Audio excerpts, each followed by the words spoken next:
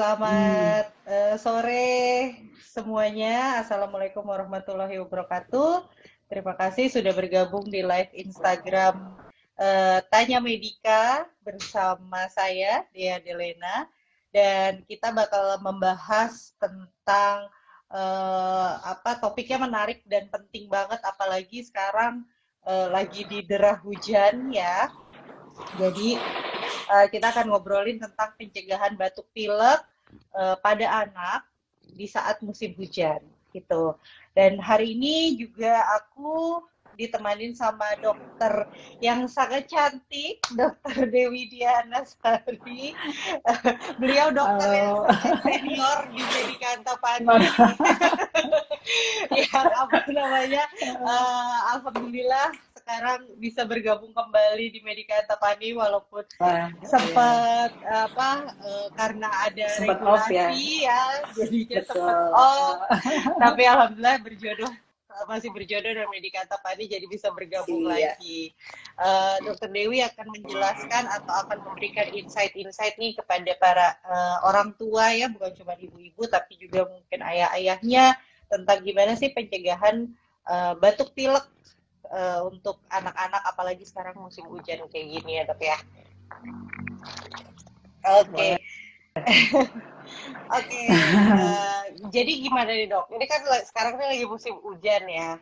Nah, banyak banget orang tua yang khawatir, apalagi selain musim hujan, ini bulan Desember musim ujian. Nah, gimana nih? Jadi harus kondisi prima ya. Iya, kayaknya sih anak-anak harus kondisi prima gitu kan ya. Nah, gimana nih dok caranya supaya mereka tetap dengan kondisi primanya? Ini Dea dan Medika Antapani telah menerima saya kembali bergabung di sini, dan pada sore hari ini mengundang saya untuk kita berbincang-bincang sedikit mengenai tentang influenza, tentang flu, tentang batuk pilek pada anak-anak ya, atau terutama ya dewasa juga sih ada. Jadi sebelumnya mungkin saya akan menjelaskan dulu tentang influenza atau flu itu sendiri, yaitu adalah infeksi yang disebabkan oleh virus influenza yang menyerang saluran pernafasan ya. Saluran pernafasan itu bisa terdiri dari hidung, tenggorokan, dan paru-paru ya. Lalu infeksi ini bisa menyerang siapa aja, baik dewasa, terutama anak-anak. Karena anak-anak itu masih rentan ya, imunnya belum tumbuh sempurna, belum berkembang dengan sempurna, jadi gampang terkena penyakit, gampang terpapar oleh virus ya, terutama pada saat ini adalah virus influenza ya. Dan gejalanya biasanya adalah demam tinggi, flu, batuk, dan walaupun ringan, kadang-kadang ringan, tapi bisa juga menyebabkan komplikasi-komplikasi atau gejala berat lainnya seperti infeksi telinga, ke paru-paru, atau memicu asmanya, seperti itu. Oke. Jadi Iya, gimana dok? Maaf. nanti kita bahas bagaimana supaya kita terhindar atau mencegah terjangkit influenza ini. Oke. Tapi kan yang tadi yang menariknya adalah gimana sih kita menjaga daya tahan tubuh kita ya dok ya. Gimana supaya daya tahan tubuh kita tuh tetap prima gitu. Makanan-makanan apa aja sih kira-kira yang sekiranya kita memang dibantu di booster mungkin dengan vitamin ya dok ya. Tapi kan seperti yang biasanya ibu-ibu takutkan ya, vitamin aja kayaknya, masa vitamin terus nanti ada efek sampingnya atau tidak gitu kan ya. Kayaknya saya lebih memilih makanan alami. Nah, makanan-makanan apa aja nih kira-kira nih dok? Ya, sebenarnya selama ini kita sudah paham, sudah terpapar dengan istilah makanan 4 sehat 5 sempurna ya. Mungkin itu dari kecil kita sudah, dari SD pun sudah diberi pelajaran tentang makanan 4 sehat 5 sempurna yang dicanangkan oleh pemerintah, yang merupakan konsep gizi seimbang yang sangat penting untuk kesehatan kita. Nah, saya lebih sering memberikan saran atau advice kepada pasien dan keluarga pasien untuk um, apa menyediakan makanan 4 sehat 5 sempurna ini di dalam keluarga. Karena makanan 4 sehat 5 sempurna ini terdiri atas makanan pokok, lauk pauk, sayur-sayuran dan buah-buahan, lalu ada susu juga untuk disempurnakan oleh susu. Nah, makanan ini merupakan komposisi dengan gizi seimbang yang bisa meningkatkan daya tahan tubuh, bisa daya tahan tubuh kita bisa kuat untuk melawan penyakit. Jadi sebenarnya sebaiknya makanan 4 sehat 5 sempurna ini yang harus kita sediakan sehari-hari di rumah. Kalaupun ada vitamin boleh, terutama kalau misalnya aktivitas kita sehari-hari itu lebih tinggi dari biasanya, boleh dibantu dengan vitamin. Tapi tetap seperti yang dia katakan tadi, yang alami itu adalah yang lebih baik. Oke. Mungkin mau diingatkan lagi kepada para orang tua di sini bahwa 4 sehat 5 sempurna itu terdiri dari makanan pokok, yaitu nasi, bisa kentang, bisa jagung. Lauk pauk itu bisa dari ikan, ayam, tahu, tempe, terus sayur-sayuran bisa bayam, brokoli, buah-buahan, jeruk, apel, semangka, terus dilengkapi dengan susu tadi ya. Jadi nggak perlu yang mahal, tapi tetap tercukupi semua yang 4 sehat 5 sempurna. Iya. Apalagi sekarang fenomenanya kalau udah musim hujan, kayaknya larinya kalau nggak ke sebelah ke bakso ya dok ya. Jadi yang penting kenyang dan menghangatkan, tapi gizinya kurang lengkap ya. Ya, nutrisinya nol sebetulnya ya dok ya. Betul, jadi sayang. Ya. Betul. Jadi kita memang membutuhkan nutrisi yang seimbang untuk yaitu pertahanan tubuh tadi. Daya tahan tubuh kita. Oke. Nah ini banyak banget nih yang bertanya, walaupun musim hujan biasa ya anak-anak ya, kalau misalnya ada lihat matahari dikit, kayaknya nggak apa-apa deh makan es krim. Nah itu gimana nih dok? Padahal kan ini musim hujan, lagi musim batuk, boleh nggak makan es krim? Sebenarnya memang ketika kita sedang kena infeksi saluran pernafasan atau influenza atau flu, diharapkan untuk mengkonsumsi makanan yang hangat atau minuman yang hangat, karena makanan yang dingin itu akan memicu akan merangsang terjadinya batuk lagi, akan merangsang kembali keluarnya lendir-lendir ya, sehingga akan jadi memperparah gejala. Tapi kalau misalnya memang daya tahan tubuh kita lagi sehat, lagi kuat, dan sehari-hari memang makanan kita 4 sehat 5 sempurna, memang nggak apa-apa sih ya minum es gitu, tapi esnya juga es yang ada kandungan susunya, ada kandungan gizinya juga gitu. Itu yang harus dipilih. Jadi pintar-pintar orang tua dalam memilih. Oke. Nah, kan tadi kalau misalnya memang lagi drop banget, emang di busnya oke, boleh sama vitamin. Nah, tapi kan sekarang ini juga fenomena yang lagi terjadi saat ini nih dok. Lebih banyaknya orang tua pengen larinya kayak ke herbal atau ke jamu-jamuan nih dok. Itu gimana? Kalau buat anak-anak disarankan atau gimana?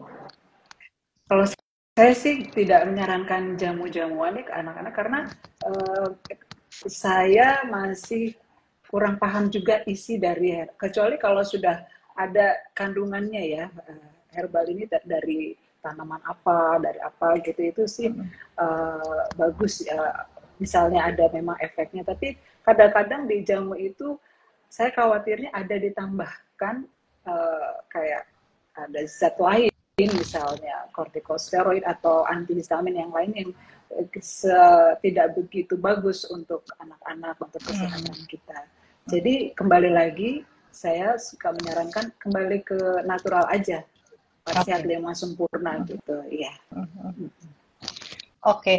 Nah, kalau misalnya kita ngomongin tentang batuk pilek nih dok, biasanya apalagi anak zaman sekarang ya dok ya, kayaknya kalau nggak alergi itu bukan anak zaman sekarang gitu. Saya juga bingung, kenapa ini banyak banget anak yang alergi gitu ya saat ini. Mm-mm. Nah, kan biasanya kalau Mm-mm. misalnya anak alergi itu kan cenderung lebih cepat terpicunya ya dok ya. Apa namanya, udara dingin mungkin, atau karena Mm-mm. debu juga mungkin, karena polusi juga mungkin, sehingga menyebabkan si batuk pilek tadi yang sempat dokter spill juga mungkin asma ya, jadi batuk pileknya berkepanjangan. Nah itu Mm-mm. gimana tuh dok cara cara supaya apa namanya si anak-anak bisa jangan sampai parah gitu. Nah, kalau alergi itu biasanya memang diturunkan ya. Jadi di dalam darah si anak terdapat uh, apa namanya alergi ya terhadap mungkin terhadap debu, terhadap dingin, terhadap makanan tertentu. Nah, gimana supaya tidak terjadi alergi atau alerginya bisa kita redam adalah dengan cara meningkatkan daya tahan tubuh. Oke. Nah, daya tahan tubuh ditingkatkan dengan apa? Yaitu ya tadi dengan pola makanan yang sehat dan bergizi, lingkungan yang bersih, ya dan higienis, kemudian yaitu tadi menghindari uh, pencetusnya tadi, gitu, seperti itu. Jadi sebenarnya alergi itu diturunkan, tapi kita harus pintar-pintar untuk mencegah diri kita supaya alerginya tidak terjadi lagi tercetus dengan cara meningkatkan daya tahan tubuh. Nah, jadi anak-anak ya mulai sekarang ya sudah harus ditingkatkan daya tahan tubuhnya dengan kalau saat ini ya dengan pola makan yang bagus yang tadi itu. Sama vitamin juga ya boleh disarankan juga vitamin jika sekiranya asupan dari sayur dan buahnya tidak mencukupi kandungan vitaminnya. Oke.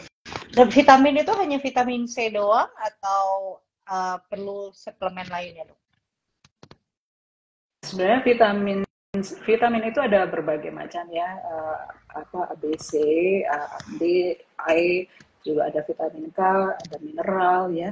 Sebenarnya itu lebih bagus adalah multivitamin tadi.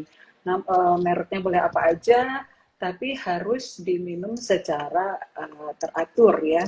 Kalau tidak diminum secara teratur, uh, di saat kita membutuhkan tidak ada efeknya di badan kita. Jadi kalau hanya cuma sekali-sekali, cuma hari ini minum vitamin, terus besok enggak, lusa minum lagi, efeknya kurang ya. Jadi harus minum vitamin, terutama lebih ditingkatkan ketika uh, apa lingkungan lagi seperti ini ya, banyak hujan, angin, terus kegiatan bertambah, mau ujian gitu ya. Itu harus dibantu dengan vitamin. Oke. Nah kalau seperti yang kita tahu juga nih dok, sewaktu COVID tuh kan apa dibilang katanya pakai air purifier atau pakai HEPA filter gitu ya. Nah, gimana kita untuk menjaga si udara paling enggak di rumah nih gitu ya, apa supaya tetap higienis, tetap bersih? Apakah memang air purifier dan HEPA filter ini uh, berguna, talk chair gitu, atau hanya membantu aja, atau ada Ya, cara lain dok? sebenarnya air purifier itu cukup membantu untuk membersihkan udara di ruangan kita ya. Tapi tetap harus dibantu dengan sirkulasi udara yang bagus. Jadi diusahakan untuk tidak tertutup ya. Jendela tetap terbuka gitu ya. Kalau misalnya pakai AC, pakai air purifier terus, kemudian saringan AC-nya itu juga harus sering diganti. Kadang-kadang kita suka males ya mengganti saringan AC, kemudian jadi debu yang ada di saringannya itu ya berembus lagi ke dalam ruangan, kita terhirup lagi ya batuk lagi gitu. Jadi air purifier gitu terus cukup membantu ya, tapi tetap harus sirkulasi udara dari luar tetap harus ada gitu.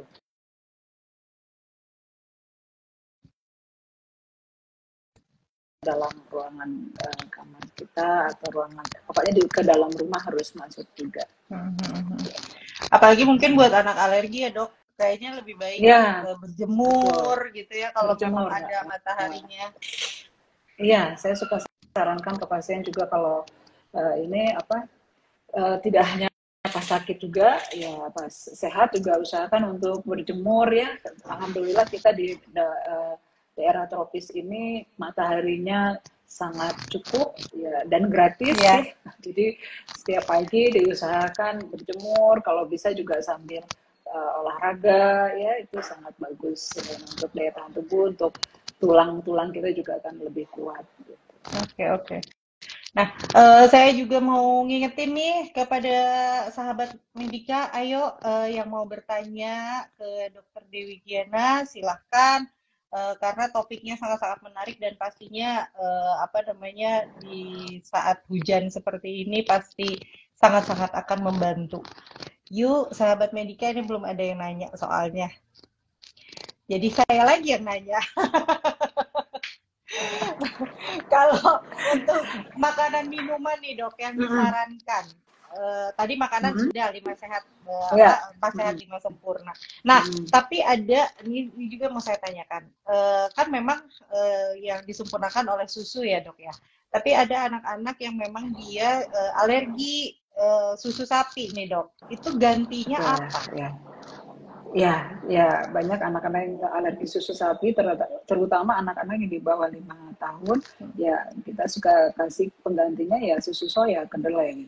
Kemudian kalsium sih sebenarnya bukan hanya dari susu saja sih, jika sekiranya alergi susu sapi selain dari susu soya tadi bisa sebagai pengganti, bisa juga dari kayak sayur, di sayur-sayuran pun juga ada ya. Kemudian di daging, ikan itu juga ada sih kalsium. Ya, jadi tetap ada penggantinya. Jadi jangan putus asa alergi susu sapi terus jadinya nggak dikasih susu gitu ya. Jangan. Jadi ada penggantinya, jadi susu soya boleh. Dan ada makanan-makanan lain tuh banyak juga yang mengandung kalsium. Dan atau kalau enggak ya kita kasih suplemen yang ada kalsium dan vitamin D3-nya gitu. Oke. Jadi jangan menyerah, carilah apa namanya yang lainnya ya. Jadi harus kreatif juga nih sebagai ibu. Iya betul. Kayak anakku dok, dia Apa nggak namanya demi bisa anak. susu. Anakku apa namanya Oh. alerginya cukup banyak banget dok. Telur dia nggak bisa, terus Iya. susu sapi dia nggak bisa, kacang-kacangan dia nggak bisa. Nasi dia nggak bisa, ya Allah pusing saya. Ya kan untuk karbohidratnya sih bisa dari yang lain ya sebenarnya, dari kentang itu juga bisa. Atau ubi ya dok ya, Ubi juga ubi-ubian. bisa. Asal jangan Indomie lah. Indomie saya sangat tidak menyarankan ya, karena kandungan gizinya juga tidak ada. Kemudian Indomie itu bertahan cukup lama di lambung ya. Jadi dicernanya sangat lama, lebih dari 4 jam. Jadi nggak bagus ya buat kesehatan di saluran cerna juga. Oke. Gitu. Jadi walaupun nikmat Indomie di hari hujan, tapi jangan guys. Selain hanya bikin kembang gitu ya, kembang gak tumbuh tapi jadinya. Ya mungkin kalau sekali sebulan ya boleh deh gitu. Biar gak tempting banget ya dok ya. Betul. Nah, selanjutnya apa ada yang bertanya nih? Ini yang nanya ya. Di aku belum ada. Oke, selanjutnya dok, apalagi nih yang buat meningkatin daya tahan tubuh? Selain dari makanan, minuman, suplemen, apalagi nih dok? Pola hidup yang seperti apa? Pola hidup sehat ya, pola hidup sehat itu ya selain memasukkan pola makanan yang gizi seimbang, juga dengan cara cukup istirahat, olahraga, hindari stres, ya itu untuk selain makanan yang sehat dan bergizi. Oke. Kalau Ini yang vaksin dari gimana, Dok? vaksin ya. Nah, vaksin influenza ya. Vaksin influenza itu adalah salah satu cara preventif ya untuk untuk meminimalkan risiko terjadinya influenza. Ya, jadi selain untuk meminimalkan terjadinya infeksi influenza atau flu ini juga meminimalkan gejala berat yang terjadi ketika kita kena flu ataupun komplikasi-komplikasi tadi yang seperti ke arah infeksi telinga, ke infeksi di paru-paru gitu ya. Jadi ini sebenarnya bagus juga ya. Jadi vaksinasi anti influenza ini untuk di anak kita, orang dewasa juga boleh sih sebenarnya, nggak apa-apa. Oke. Dok, punten tadi katanya dari Gaida ya, tapi di aku teh nggak muncul Ya. pertanyaannya. Oke, ini udah ada nih, Dok.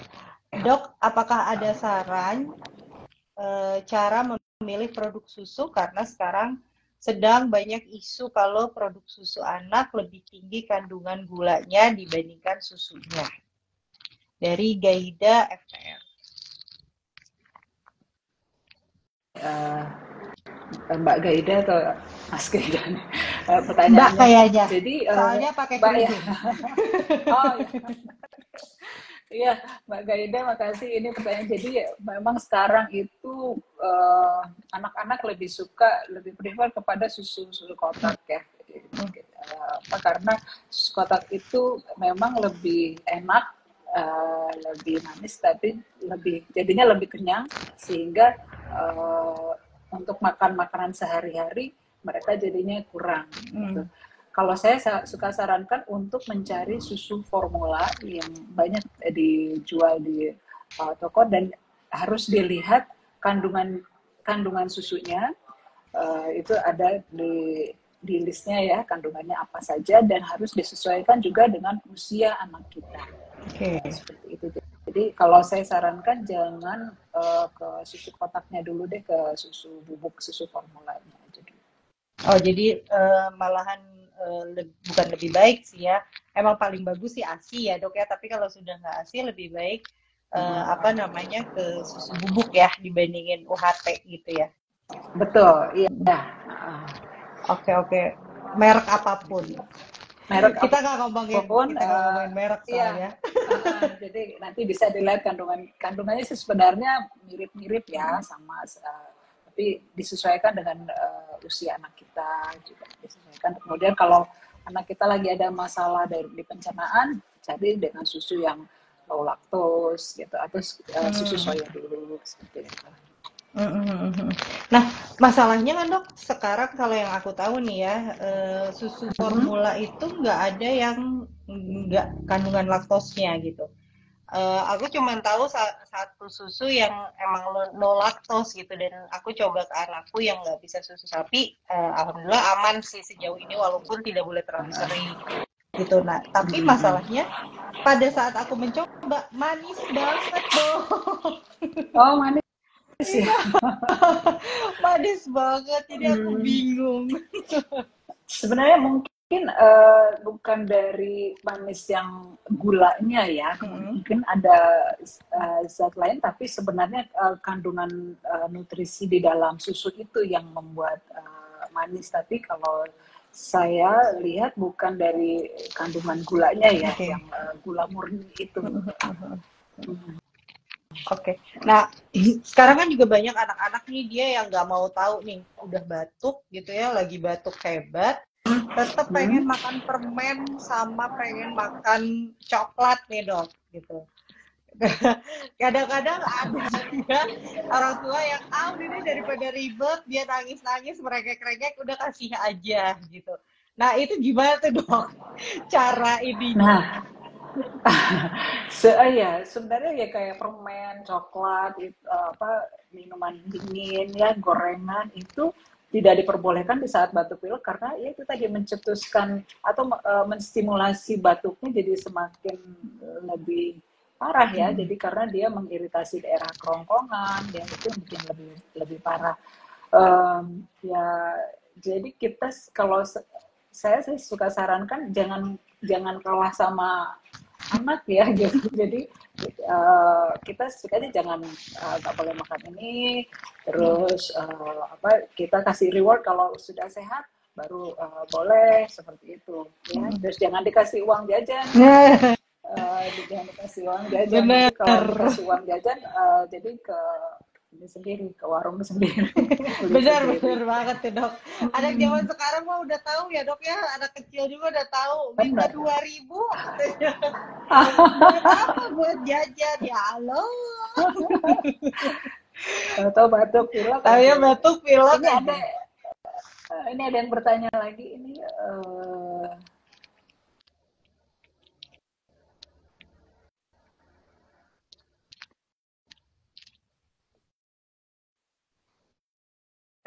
Mangga dok, gimana?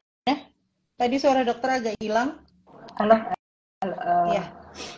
Ada yang bertanya, suara saya kedengaran? Iya, udah kedengaran. Ini di sini saya baca. Iya, mangga dok. Dari Wise Digi Journey, di Dea belum muncul ya? Iya, belum muncul dok. Kenapa ya? Ini ada dok izin tanya, anak saya senang makan vitamin anak-anak yang bentuk huruf-huruf itu, tapi nah apakah vitamin itu nggak bagus atau anak saya yang alergi dengan suplemen itu? Nah kalau sebenarnya apakah mungkin ketika mengkonsumsi vitamin tersebut memang sedang masa inkubasi munculnya akan munculnya flu batuk ya pas anak ibu lagi habis makan vitamin itu satu kemungkinannya itu. Kemungkinan kedua bisa jadi memang ada faktor yang di dalam vitamin itu kan vitamin itu tidak murni hanya vitamin C, mungkin ada kayak agernya gitu, ada perasanya yang membuat anak ibu alergi ya, itu bisa aja sih. Tapi jangan disalahkan ke vitaminnya ya, mungkin memang bersamaan waktunya dengan terserang flu atau memang ada zat pembawa di dalam vitamin itu yang membuat anak ibu alergi. Mungkin diganti aja dengan yang kan banyak ya yang lain. Iya, soalnya kan sekarang banyak tuh vitamin-vitamin yang chewy gum gitu loh dok, yang apa kayak Yupi gitu jatuhnya. Jadi dia pengen makan lagi gitu, dikiranya kayak permen gitu. Padahal vitamin. Iya, vitamin, tapi mungkin ada beberapa anak yang alergi terhadap zat pembawanya gitu, ada juga sih. Oke, nah balik lagi nih dok, ngomongin tentang vaksin. Kalau untuk anak-anak itu vaksin influenza kan memang disarankan itu 1 tahun ke atas ya dok ya. Nah, seberapa? 6 bulan ke atas. 6 bulan ke atas sudah bisa vaksin. Nah itu jaraknya berapa lama dok? Maksudnya baiknya vaksin influenza itu diberikan per berapa bulan kah atau per berapa tahun kah? Itu jika baru pertama divaksin untuk dosis awal dua dosis, jadi dosis pertama dan dosis kedua itu jaraknya 4 minggu. Kemudian sebaiknya divaksin ulang setiap setahun sekali. Kenapa harus setahun sekali? Karena virus influenza ini adalah virus yang cepat bermutasinya ya. Jadi khawatirnya nanti tahun depan virus influenzanya sudah bermutasi, jadi kita si anak tersebut atau kita yang sudah divaksin imun yang muncul di tubuh kita tidak untuk virus yang sudah bermutasi ini gitu. Jadi makanya diusahakan setiap tahun mendapatkan vaksinasi anti influenza. Oke. Tapi disclaimer ya dok ya, bahwa si vaksin ini bukan membuat tidak batuk pilek ya. Oh iya, jadi dia meminimalisir minimalisir. meminimalisir. Jadi tetap bisa aja sih karena banyak virus lain atau mungkin sudah bermutasi virusnya gitu ya. Jadi dan daya tahan tubuh anak juga sangat berpengaruh. Nah, walaupun tapi anak yang sudah divaksin influenza jika pada akhirnya terserang flu, gejalanya tidak akan seberat anak yang tidak divaksin. Oke. Nah, sekarang kan kalau misalnya batuk pilek tuh kan biasanya emang anak-anak tuh demam dulu ya dok ya. Apa namanya, atau ya nggak enak badan lah, sama kayak masuk angin lah, apa segala macam. Nah, gimana membedakan demam yang emang demam karena virus influenza atau demam karena penyakit lain dok? Nah, sebenarnya setiap infeksi itu pasti gejala awalnya adalah demam, ya. Yang membedakan kalau virus itu biasanya demamnya demam tinggi, biasanya di atas 38 dan timbulnya mendadak. Jika karena influenza biasanya ada flu, batuk, hidung meler, tersumbat, sakit tenggorokan, gitu ya. Tapi kalau karena virus lain biasanya cuma gitu, terus menggelinu, muncul ini gejala-gejala lain yang menjadi penyebab dari influenza. Pasti gejalanya adalah demam tinggi yang timbul disertai dengan adanya flu, menelan, hidung tersumbat, hidung meler, seperti itu. Oke. Hari pertama diharapkan untuk diobatin dulu di rumah sendiri, rumah dulu, istirahat, tingkatkan daya tahan tubuhnya. Nah, tapi kalau misal Oke. Sip. Apa namanya? Jadi ya memang harus dijaga dan diperhatikannya dari rumah ya dok ya. Menurut dokter berapa hari baiknya anak dibawa ke dokter untuk diperiksakan kesehatannya, apakah ini karena batuk pilek atau karena yang lain? biasanya orang tua sih kalau anak baru hari pertama demam, memang langsung membawa anaknya ke dokter karena dia panik gitu ya. Tapi sebenarnya bisa diatasi dulu di rumah asal ada obat penurun panas atau obat batuk pilek, makan yang tadi bergizi, istirahat. Tapi kalau 3 hari kok nggak turun-turun demamnya atau anak lemas, ya langsung aja dibawa ke dokter, nanti dokter akan memeriksa lebih lanjut. Oke, jadi 3 hari ya ini maksimal di 3 hari. Jadi jangan panik dulu juga ya. Coba pertolongan pertama dulu di rumah. Jadi harus sedia obat panas, obat batuk pilek gitu. Terus cairan harus banyak. Kecuali mungkin ada penyakit pembawa lain ya, misalkan kayak sesak gitu ya dok ya. Iya, kalau misalnya langsung pada saat ada sesak ya, atau seperti kayak kok lemas seperti ngantuk, itu memang harus langsung dibawa ke rumah sakit. Oke. Ini ada pertanyaan lagi nih dok. Coba dari Septian Dendi. Pertanyaannya, selamat sore dok, izin tanya, apakah batuk pilek pada anak dapat menurunkan berat badan? Ya, sangat dapat ya, karena jangankan anak, orang tua aja atau kita batuk pilek atau demam pasti kan nafsu makan turun, ada rasa mual, terus makan kita jadi sedikit. Itu lebih cepat penurunan berat badannya dibanding dewasa ya. Jadi nggak makan porsi makannya berkurang, langsung berat badannya menurun. Tapi menurunnya juga nggak langsung drastis sih, paling ya sekilo lah, biasa sekilo setengah seperti itu, nggak langsung berat.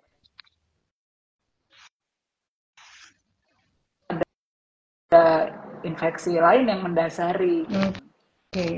Oke. Ya.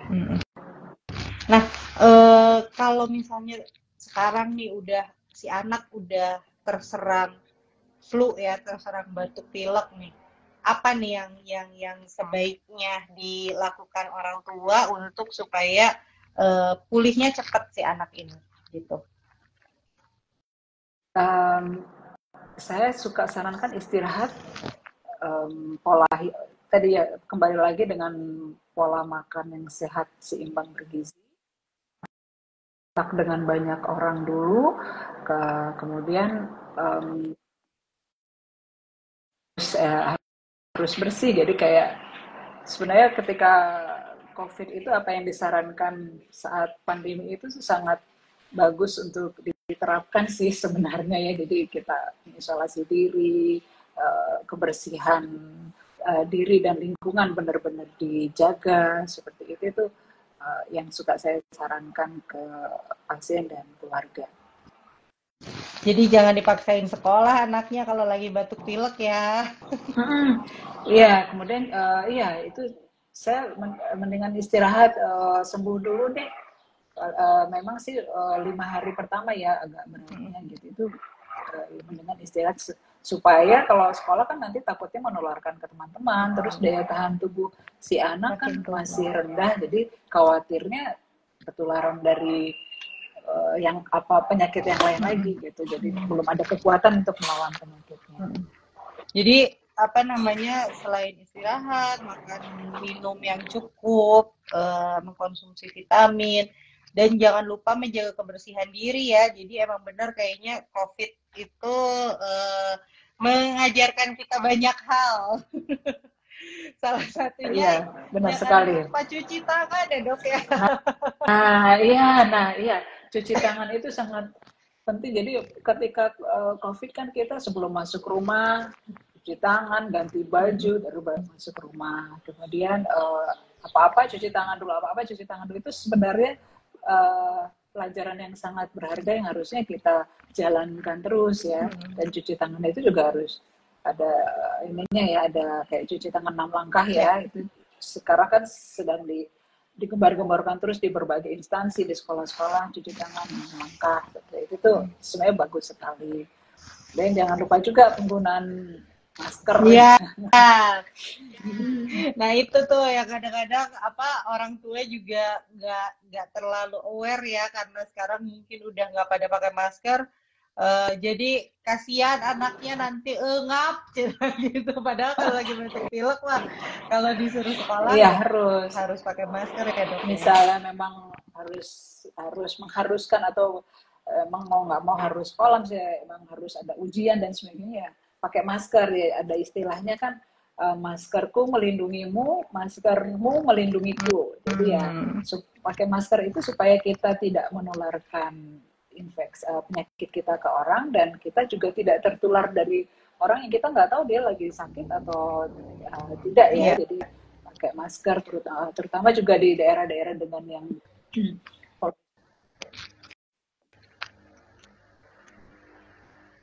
pabrik, mobil gitu ya, pakai masker ya, supaya paru-parunya tidak terpapar. Iya. Jadi masker tuh bukan cuma jadi masker tuh bukan cuma untuk sakit doang sebetulnya ya dok ya, tapi karena kita untuk menjaga juga dari polusi-polusi mungkin ya. Oke, menarik banget. Nah, ini pertanyaan yang sangat-sangat menarik yang banyak banget ditanyain sama ibu-ibu adalah apakah batuk pilek perlu menggunakan antibiotik? Nah, ini nih dok, kapan nih kalau batuk kapan dikasih antibiotiknya? Karena fenomenanya kayak gitu ya dok ya, kayaknya ibu-ibu antibiotik gitu. Iya. Ada yang antibiotik, ada yang langsung pas datang dok meminta antibiotiknya. Sebenarnya sih ya dengan antibiotik merasa anaknya akan cepat sembuh. Padahal sebenarnya kan tadi yang seperti saya sebutkan, influenza atau flu itu disebabkan oleh virus. Nah kalau virus ini biasanya memang di awal-awal akan berat ya, yang seperti berat ya gejalanya. Tapi itu sebenarnya sama sekali tidak perlu vitamin antibiotik, sorry. Perlunya apa ya, untuk menghilangkan gejalanya dan meningkatkan daya tahan tubuhnya dengan tadi makan, vitamin, istirahat, dan menghindari kontak dengan banyak orang. Tapi ketika setelah 5 hari, di hari ketujuh terjadi panas lagi, atau flu batuk lagi, atau lendirnya menjadi kental berwarna kuning atau berwarna kehijauan, nah di saat itulah perlu antibiotik, karena kemungkinan lendir-lendir yang tadi itu sudah ada tumbuh bakteri ya, itu baru kita kasih antibiotik. Jadi kalau untuk awal-awal sih hanya diberikan untuk menghilangkan gejala demam flu batuknya sama vitamin. Iya, iya. Sip. Jadi yang tidak ingin antibiotik ya bagus, tapi tetap anaknya harus daya tahan tubuhnya ini harus bagus. Tapi yang ingin antibiotik ya berarti kita sebagai tenaga kesehatan ya harus bisa mengedukasi orang tuanya bahwa antibiotik belum perlu dulu. Jadi diberikan antibiotik memang kalau memang sudah terlihat adanya bukan lagi virus ya dok ya, tapi karena ada bakterinya nih, apakah apa namanya dahaknya hijau atau apa namanya demamnya muncul lagi gitu muncul ya. lagi, betul betul betul. Jadi karena itu ada penyerta yang lain, jadi udah bukan lagi virus nih yang kita lawan. Oke. Ya. Terima kasih banyak dok, insight-insightnya sangat menarik dan sangat apa namanya berguna banget nih untuk para orang tua, apalagi yang kayaknya kalau di Bandung serentak minggu depan ujian semua nih dok. Udah pada worry orang tua. Kenapa dok? Ada yang di SD atau SMP, SMA lagi, jadi agak kurang hafal. Iya. Biasanya memang di bulan Desember tuh sudah liburan ya, musim libur ini. Nah ini yang harus diantisipasi kan, ya. Liburan dengan pergerakan massa yang sudah pergerakan massa dari kota ke desa atau dari kota ke luar negeri, di airport itu banyak orang, itu harus lebih diantisipasi. Pergerakan virusnya pun harus diantisipasi.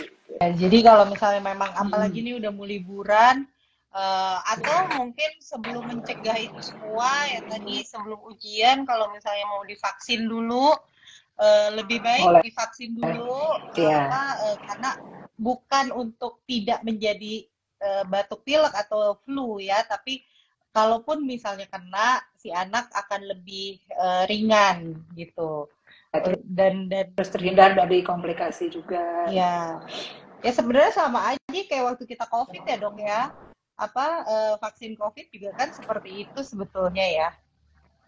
Ya, jadi yang sudah divaksin pun kadang-kadang ada yang kena COVID juga, tapi gejalanya tidak berat. Iya, betul. Sip, terima kasih banyak dok atas waktunya sama-sama dan paparannya. iya. Penjelasannya sangat-sangat lengkap dan informatif. Jadi sebelum saya mengakhiri nih, saya mau wrap up sedikit dari penjelasannya Dokter Dewi ya. Jadi untuk orang tua jangan cepat panik juga kalau misalnya anak udah demam dan ternyata terkena batuk pilek. Jadi dan sebelum itu preventifnya kasih makan yang bergizi tentunya anak-anak, walaupun ini musim hujan bolehlah sesekali bakso, tapi ya tetap baksonya mungkin pakai sayur gitu dan dimasak di rumah, jangan jajan. Jangan jajan ya. Nah terus udah gitu jaga kesehatan, jaga kebersihan tubuh, jaga udaranya juga tetap sehat dengan kita cuci tangan, dan tubuh dan lingkungan ya, betul, cuci tangan, terus membuang sampah juga ya saat ini kan memang lagi darurat sampah juga, tapi mudah-mudahan udah banyak yang teredukasi tentang bagaimana cara mengelola sampah gitu ya. Terus udah gitu selain itu juga tetap minum vitamin kalau misalnya memang sudah mau sakit. Jadi dan jangan lupa selalu rutin cek kesehatan. Ya, dan juga yang tadi kalau memang menghendaki ya anak divaksinasi Ya. juga di situ. Ya, dan di Medika Antapani juga kebetulan sudah ada vaksinasinya ya, baik itu untuk dewasa dan untuk anak-anak. Mangga kalau misalnya memang mau divaksinasi anak-anaknya, silahkan menghubungi di klinik utama Medika Antapani. Gitu. Sekali lagi terima kasih banyak ya dok. Dan Sama-sama, teman-teman Dea. semua, terima kasih yang sudah menonton live kita. Semoga ini bermanfaat dan kita akan ketemu lagi di Tanya Medika insya Allah minggu depan bersama host yang lain. Jangan saya terus ya, nanti bosan lihat saya. Dan narasumber yang pastinya sangat-sangat informatif. Terima kasih banyak ya dok. Oke, terima kasih. Waalaikumsalam. Audio Jungle.